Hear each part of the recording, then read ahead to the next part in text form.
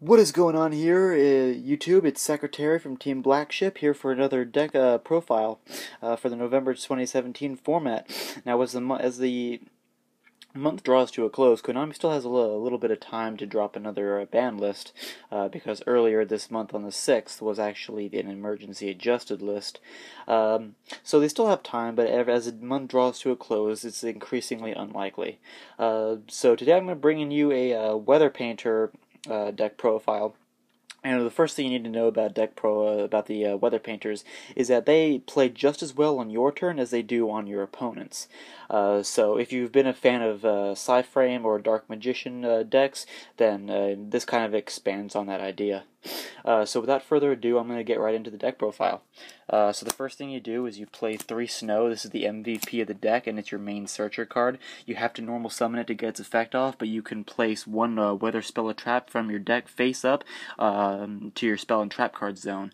And the best thing about this is that it gets around to stuff like Negation, because you're not activating the Spell or Trap, you're actually just placing it. And this also works for traps. So if you want Thundery Canvas, then you can get Thundery Canvas. The next monster that I play is 3 of the Thunder.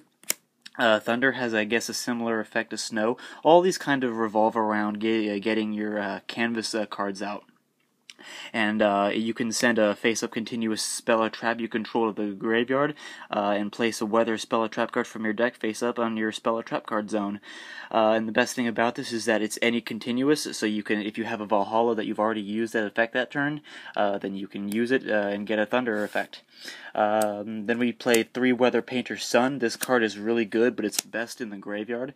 Best thing about this card is that you can send a face-up continuous spell or trap card you control to the graveyard, just the same as Thunder, and you can special summon this card in defense position, and then place a weather spell or trap card from your hand face-up in the spell or trap card zone.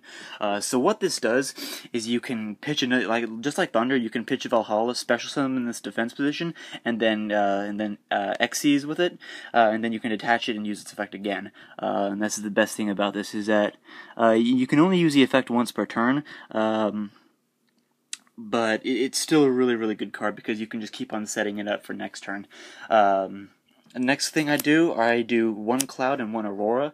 Cloud is good because you can keep on cycling your canvas, but it's only good on the field, and it's just a generic. It's just generic. It's probably the most unique of them, aside from Aurora.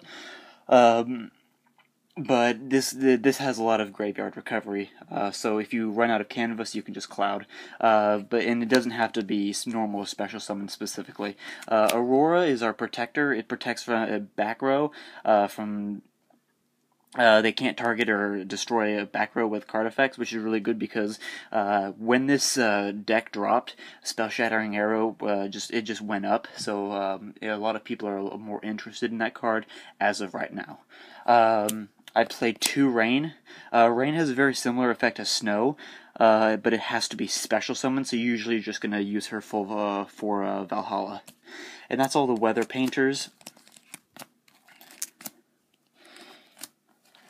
I play 3 Gamma in place of Ash Blossom, just because I personally don't have the time or the patience to hunt down 3 Ash Blossom. It is such an expensive card. And I do also play the 2 Ghost Ogre, which is kind of a replacement for Ash Blossom, so this is really, really good. Gamma actually won me a game, and Snow is just, Snow is just a really good card to have. I do also play the 1 Masterpiece. It can be unaffected by spells and traps if you just don't need them anymore, or if you run out of Weather Painters, which is really unlikely, but I just play it at 1 just because it's a really good card to have. And then I also play the Maxi. Just because in this format it's pretty much mandatory. As soon as links drop, and just decks that could abuse them just went ballistic. That's it for the monster lineup. Spells, I do 3 Snowy Canvas. This is your MVP canvas card. It has a very similar effect as Snow, which is hilarious because it's Snowy Canvas. It gives the monster effect where they can banish it and then search. Cloudy canvas. You a lot of the times your field is going to be pretty empty. So what you can do is use cloudy canvas effect, banish the monster, and then cut your opponent's monster's attack in half. The downside is that it can attack directly, but usually you're going to have a backup, and you'll actually see what you do in that case. And then I also play the one Radiant canvas. A Radiant canvas, I only played it one just because it's not very good against most matchups, and it's really good, easily sided out. But if you have it, then it's really good because it's easily searchable, and then it's also easily addable, easily placeable with stuff like snow. So what you can do is you can banish the monster and then get this effect off to bounce a back row to your opponent's hand, which is really good. Especially if it's like a continuous or a like an Eternal Soul. Because then they have to wait and they have to set it again and then wait an entire turn just to use it, and then you can just get its effect off again. And then I play 2 Valhalla just because you want to be able to get your snow and your cloud out as soon as you can. That's it for the spell lineup, and I'm going to go straight into traps. I do 3 of the Thundery canvas just because you can bounce your opponent's monster by banishing. I played the 3 Drowning Mirror Force. This is what I was talking about when you have when I was talking about using the cloudy canvas, just because you can cut your opponent's monster's attack in half, and if they're not dissuaded, then you can just use a drowning. I play the 2 Solemn Strike and the 1 Warning. A lot of people have been opting for 3 Solemn Strikes, but I just think it's a little bit too much. And if you have 1 Warning and 2 Strikes, then you just have more variety, just because you can stop stuff like Brilliant Fusion or Monster Reborn or whatever. And then I play the 1 Skill Drain. Skill Drain is really good in this deck, just because when you banish your monster to get its effect off, the banish is the cost, so you can still get all the effects off, and it's incredible. That's it for the trap lineup. I'm gonna go straight into my extra deck. I do 3 Weather Painter Rainbow. Rainbow is really good. It's your main Link monster that you want to get. It's serious control. But the thing that you need to remember about Rainbow is that it does have some weaknesses, which I'm not really going to get into. You do need to have weather cards under it, and then its down arrows are all down. And so if you summon it to one of your normal monster zones, then your only other option is to get a Borreload out. And those are pretty much the only 2 main weaknesses that I'm even going to get into. I play 3 just because people are really afraid of this card. So if you get 2 out, I've seen people get 2 out and then have them have the summon negated, and then they have no way to get them out of the graveyard. So that kind of sucks. Except for maybe Cloud. I play 1 Borreload just because you can get one. If you do manage to get one of these out of the graveyard, then it's pretty good, because you can just go into Borreload. And if you need it, this has won games in this deck. I play the Akashic, the Tri-Gate Wizard, and the Proxy Dragon. Those are just utilities.